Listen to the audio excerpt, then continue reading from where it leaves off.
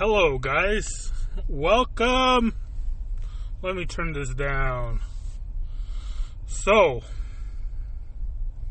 welcome to the Opochtli podcast experience. So, this probably won't be as long as I anticipated because I am doing this podcast on my new Pixel 6 Pro, which doesn't have any microphone jack. So I'm having to basically do this without a microphone. So I don't know how the quality is going to turn out. It's not comfortable doing this and driving with my handset out like this. But I did not want to miss the opportunity to do this podcast while before the year ended. So I knew I just kind of had to pull myself up by the bootstraps and do this podcast before the year ended. So yeah, I do apologize about the quality, but hopefully it's not too bad. So this will be a good test as well with the new phone. Oh man, excuse me, pardon me.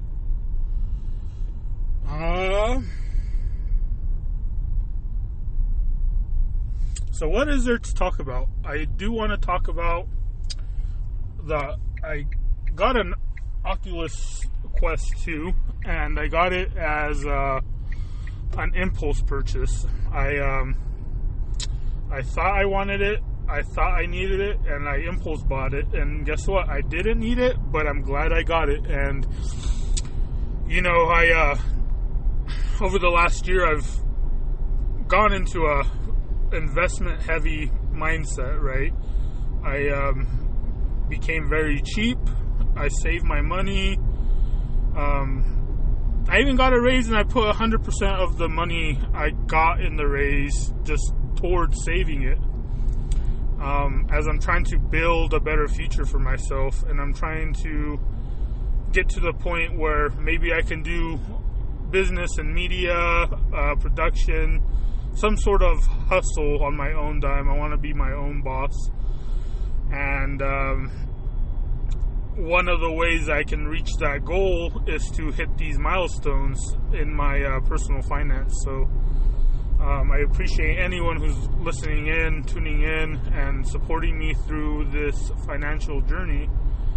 Because it is personal finance, you know, it's personal, so it's not really, you know, something you guys would have to be worried about, or, you know,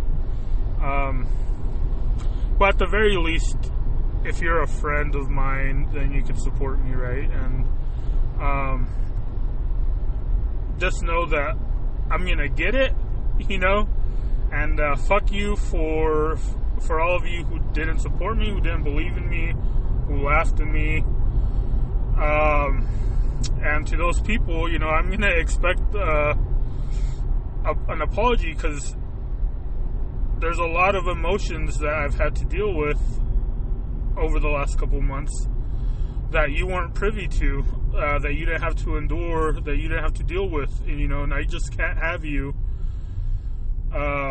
reap the fruits of my labor, of, you know, reap the benefits of all the sacrifices that I've made without an apology at the very least. So with that being said, you know, I been investing a lot in a lot of crypto, you know, and I'm not going to put a number out there. It's a substantial amount of money, but probably not a lot of money, but it's a lot for me.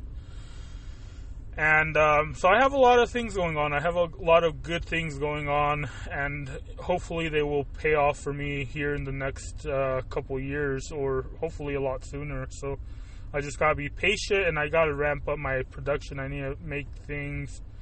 I got to make sure I accumulate more then I'm taking away from my my little gold pot, honey pot, whatever you like to call it.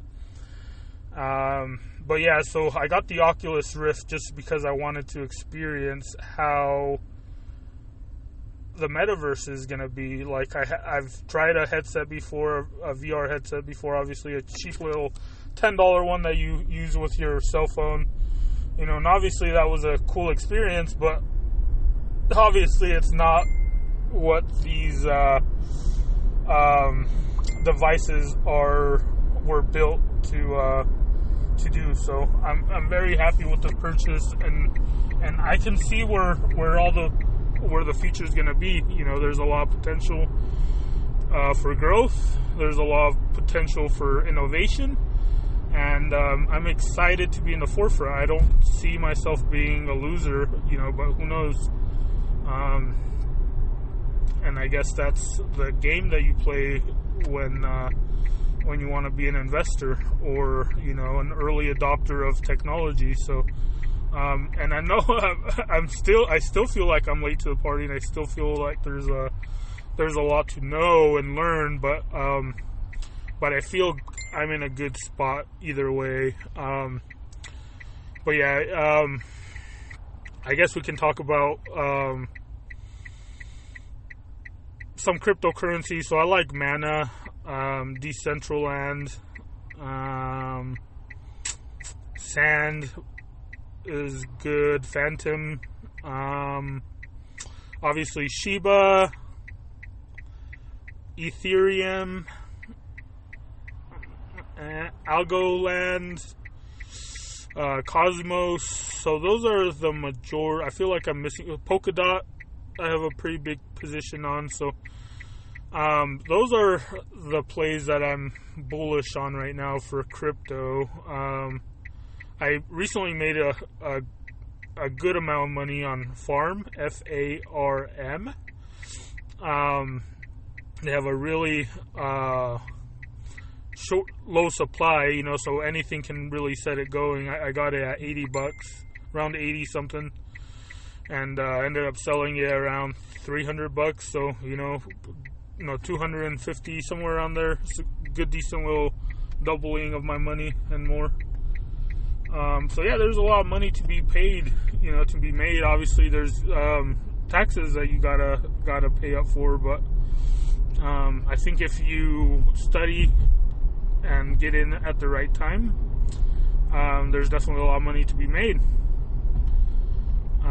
But yeah, AMC and GameStop, they're going in on an NFT venture together. So who knows how big that's going to be in itself.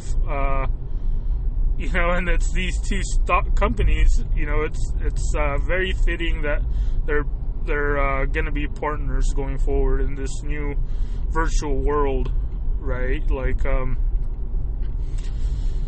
I know I'm kind of contradicting myself when I say, you know, because I think metaverse is going to be the next big thing, you know, which would kind of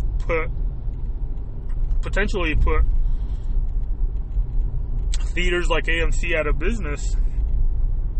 But on the contrary, I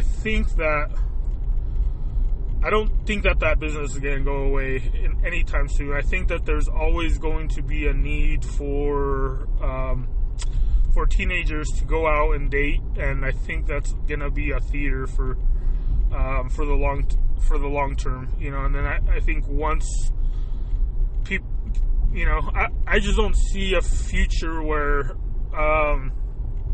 there's no theaters. Like, that's such a big part of the American culture, pop culture. Like, you're a teenager, you go out to theaters, you take your girl out to a theater. Like, I don't think that's going to change. The kids are doing it now. When I was a teenager, that's what we were doing.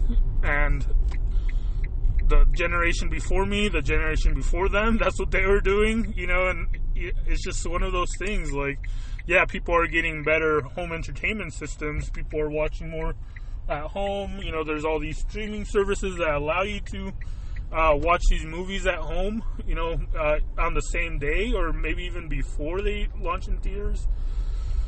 So there's a lot of movement going that way, but there's just so much demand, so many people in this world. There's there's no way that there's not going to be a market for it. Like, even Blockbuster, I believe there's still a Blockbuster operating in Alaska somewhere, simply because there's still a need for it, so as long as there is a problem, there's going to be a business that can alleviate that problem. And right now I don't see that there's a better way to hang out, to go on dates, even in the metaverse. Like, you want to meet the person in person, maybe you'd go on a date first in the virtual world and then pivot back to a in-person date. Or maybe you'd go on an in-person date first and then start doing the metaverse dating. I don't know, but certainly there's a lot of potential there. So let's get our greasy little hands in there and see what we can pull out of the bag. So what else can we talk about? So GameStop, AMC, they're starting their new NFC marketplace.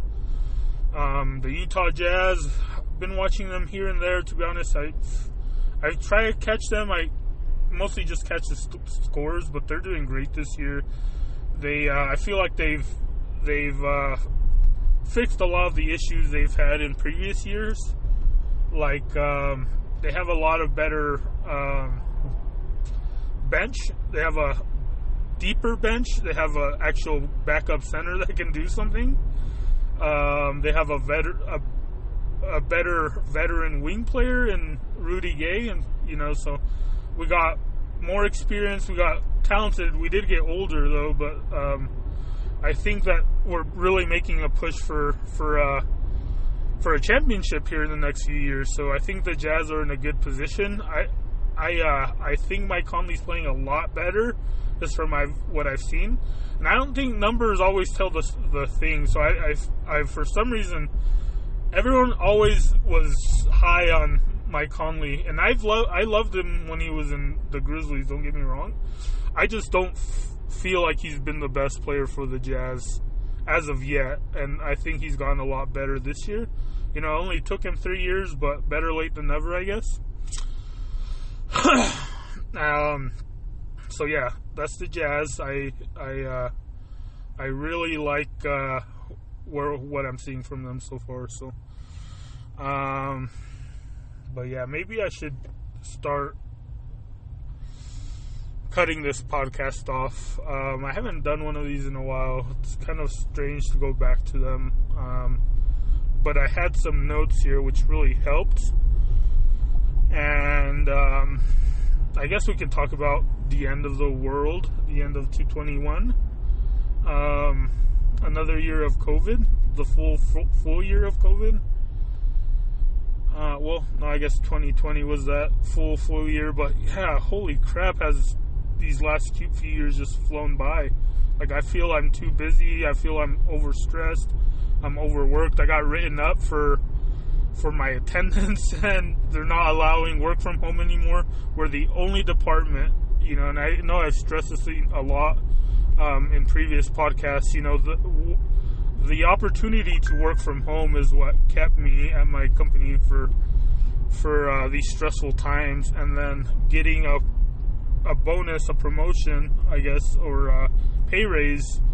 That's what's kept me so far. But now they're starting to discipline me for stuff out of my control. They want to punish me for wanting to work from home. Everyone wants to work from home. It's just the baby boomer generation, the only ones that have the power to say no, and the only ones that are completely against it. So as I'm told, I'm a corporate asset, and I have to be in the company at the building. So it is what it is. Anyways, I love you guys. I appreciate you guys. Hopefully I can do this a lot more in the future. And if you can like and subscribe, YouTube, follow me, whatever, I do appreciate it. Hope you have a good day. Bye-bye.